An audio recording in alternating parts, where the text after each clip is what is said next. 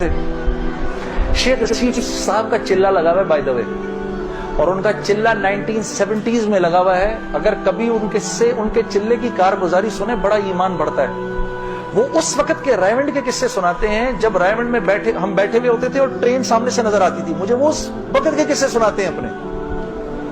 अल्लाह ने शेख रशीद साहब से दावत की लाइन के बड़े खैर के काम लिए। आपको पता है एक मरतबा इस्लामाबाद में इजाजत नहीं मिल रही थी इज्तिमा की इजाजत नहीं मिल रही थी। एक दफा हालात खराब थे, अल्लाह ने ये काम उनसे लिया। ये गए उस वक्त के प्रेसिडेंट साहब के पास, प्रेसिडेंट मुशर्रफ साहब के पास।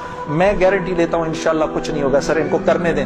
मैंने कहा सर आपने तो एक ही दफा ऐसा छक्का मारा है, पता नहीं कितना बड़ा अजर मिला होगा।